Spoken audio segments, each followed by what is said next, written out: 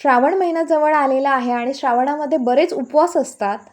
आणि उपवास म्हटलं ना की साबुदाणा, बटाटा तेच तेच पदार्थ खाऊन खाऊन कंटाळा येतो. तर आज मी एकदम वेगळी अशी आणि चविष्ट आणि पौष्टिक अशी रेसिपी शेअर करते, ती म्हणजे वरी तांदळाची खांटोळी. नमस्कार, मी आरती आणि आरतीज किचनमध्ये तुमचं सगळ्यांचं खूप खूप मनापासून स्वागत. खांटोळी बनवण्यासाठी इथे मी 1 वाटीच्या प्रमाणामध्ये वरी तांदूळ घेतलेले आहेत. हे स्वच्छ निवडून असे घेतलेले आहेत वरी तांदूळ. आणि आता आपल्याला धुवून घ्यायचे आहेत. तिथे मी स्वच्छ धुवून घेते हे. आणि हे जे तांदूळ आहेत ते आपल्याला मिक्सरला वगैरे काही लावायची गरज नाही आहे. हे धुवायचे आणि आपल्याला निथळत ठेवायचे आहेत. तर इथे मी सगळं पाणी काढून घेते आणि एका इथे गाळणीमध्ये निथळत ठेवलेले आहेत. म्हणजे जास्त जे पाणी जे असेल ना ते निघून जाईल.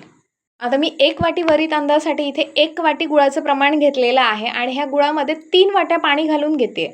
आणि हे जे सगळं मिश्रण आहे ते आपल्याला छान असं उकळून घ्यायचं आहे. छान गरम गरम असं पाणी आपल्याला झालं पाहिजे. ह्याच्यासाठी मी आता गॅसवर ठेवते आणि हे पाणी उकळत ठेवणार आहे. जोपर्यंत पाणी उकळते ना तोपर्यंत इथे मी एक कढई घेतलेली आहे आणि कढईमध्ये चमचाभर तूप घालून घेते. आणि वरी तांदूळ मी इथे निथळत ठेवलेले हे सगळे ह्या तुपामध्ये घालून घ्यायचे. तूप छान कडकडीत झालं पाहिजे. त्याच्यानंतर वरी तांदूळ आतमध्ये घालायचे आहेत आणि परतून परतून मस्तपैकी खमंग होईपर्यंत आपल्याला हे भाजून घ्यायचे आहेत. आता सुरुवातीला हे असे चिकट चिकट वाटत आहेत, पण व्यवस्थित असे भाजत ज्यावेळी येतील ना त्यावेळी एकदम सुटसुटीत असे होतात हे तांदूळ आणि थोडासा रंगसुद्धा चेंज होतो. गॅस एकदम मंद गॅसवरच भाजायचे आहेत. तर इथे मस्त सुटसुटीत असे तांदूळ झालेले आहेत आणि आपले इथे तांदूळ भाजून झालेले आहेत.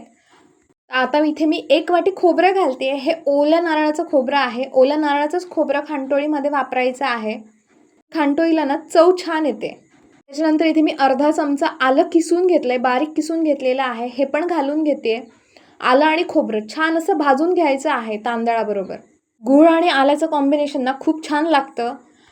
हलकासा तिखट सुगंधित ट्विस्ट येतो, त्यामुळे आलं आवर्जून घालायचं. आणि आलं घातल्यामुळे कोणताही पदार्थ पचायला खूप हलका होतो. हे आलं आणि खोबरं व्यवस्थित असं तांदळाबरोबर भाजून घेतलेलं आहे. खोबरं व्यवस्थित भाजलं गेल्यामुळे काय होतं, ही जी खांटोळी आहे ती फ्रीजमध्ये ना 4 ते 5 दिवस व्यवस्थित राहते आणि आपल्याला हवी तेव्हा आपण काढून खाऊ शकतो. आता इथे चवीप्रमाणे मीठ घालून घेते. कोणत्याही गोड पदार्थामध्ये मीठ घातलं ना की चव खूप छान येते. त्याच्यानंतर इथे मी हळदीची पानं घेतलेली आहेत आणि हळदीची पानं घालून घ्यायची आहेत आतमध्ये. तुम्हाला उपासाला चालत असतील तर तुम्ही वापरा, नाही वापरली तरी चालू शकतं. आताशी कशी हळदीची पानं मिळत आहेत आणि हळदीच्या पानांचा जो वास आहे तो खूप छान येतो.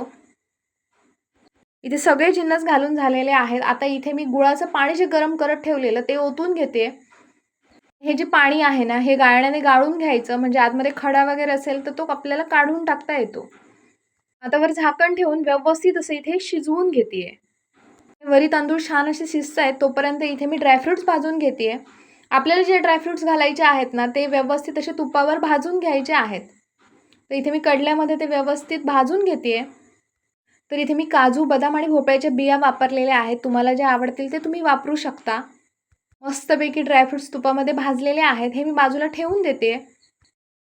आणि आता इथे तोपर्यंत वरी तांदूळ सुद्धा छान असे शिजलेले आहेत. सगळं पाणी आटलेलं आहे वरी तांदळाचं. पूर्ण हे वरी तांदूळ शिजल्यानंतर आता हे व्यवस्थित असं उघडं ठेवूनच आपल्याला परतून परतून शिजवून घ्यायचं आहे. घट्ट गोळा तयार झाला पाहिजे ह्या सारणाचा, मगच आपल्या वड्या बनवता येतील. तर इथे छान असं परतून घ्यायचं आहे आपल्याला व्यवस्थित. तर ह्याच्यामध्ये 1 चमचाभर तूप घातलेलं आहे. आता टोटल आपण 2 चमचे तुपाचा वापर केलेला आहे ही खांटोळी बनवण्यासाठी. आतमध्ये वेलची आणि जायफळाची पावडर घालून घेतली आहे. आणि इथे ड्रायफ्रूट्स घालून घेते. जे तुपावर आपण तळून घेतलेले ड्रायफ्रूट्स ते इथे घालून घेते. थोडे ड्रायफ्रूट्स मी वरून लावण्यासाठी बाजूला काढून ठेवते. आणि हे सगळे जिन्नस व्यवस्थित असे मिक्स करून घ्यायचे आहेत. आणि जोपर्यंत ह्याचा एक गोळा होत नाही ना तोपर्यंत आपल्याला हे असंच परतत राहायचं आहे. छान असं शिजवून घ्यायचं. आता आतमधली हळदीची पानं जी घातलेली ना ती मी इथे काढून टाकते. आणि हे आपलं मिश्रण ना बनवून तयार झालेलं आहे. हा बघा, चमचा मी उभा केलाय, तो व्यवस्थित असा उभा राहतोय, अजिबात पडत नाहीये. आणि छान असा गोळा पण बनवून तयार झालेला आहे. तर इथे मिश्रण बनवून तयार झालेलं आहे. मी एकदम मंद गॅस करते आणि आता ताटाला तूप लावून घेणार आहे. इथे ताटाला एका तूप लावून घेते व्यवस्थित असं, म्हणजे आपण जे खांटोळी बनवणार आहोत, ज्या वड्या बनवणार आहोत त्या पटकन अशा निघायला मदत होणार, चिकटून राहणार नाही ताटाला. आणि हे मिश्रण जे आहे ना, हे आपल्याला ताटामध्ये ओतून घ्यायचं आहे. छान असा गोळा मस्त तयार झालेला आहे. म्हणजे मिश्रण आपलं एकदम परफेक्ट असं बनवून तयार झालेलं आहे. हे मी थापून घेते. छान असं थापून घ्यायचं आहे व्यवस्थित. खांडोळी हा पदार्थ आहे ना, हा मुख्य म्हणजे कोकणातला पदार्थ आहे आणि तो नागपंचमीला बनवला जातो आणि तो तांदळाच्या रव्यापासून बनवला जातो. आणि आज आपण आतमध्ये वरी तांदूळ वापरलेले आहेत, त्यामुळे हा पदार्थ उपासाला चालणार आहे.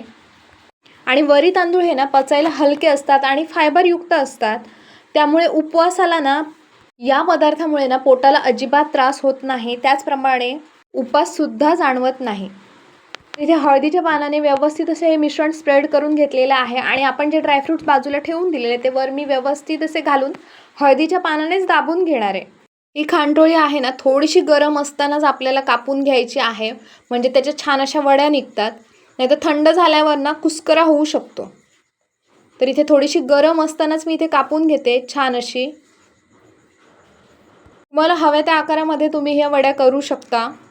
अशा वड्या करून झाल्यानंतर ना पाऊण ते 1 तासभर आपल्याला हे बाजूला ठेवून द्यायचं मिश्रण, म्हणजे एकदम थंडगार ह्या वड्या होतील आणि खांडोळी आपल्याला उचलायला सोपी जाईल. मस्तपैकी थंडगार झालेलं आहे हे.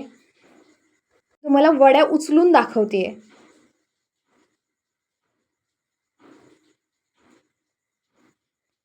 छान अशा पटकन वड्या उचलल्या जात आहेत. चवीला तर अप्रतिम अशी लागते.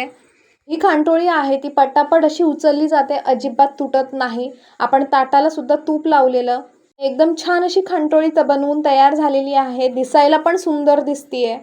तर आजचा व्हिडिओ माझा तुम्हाला कसा वाटला मला नक्की कमेंट करून सांगा आणि असाच मस्त मस्त खावा, सुशेगात राहा. माझ्या व्हिडिओ लाईक आणि शेअर करा आणि माझ्या चॅनलला सबस्क्राईब करा. थँक्यू.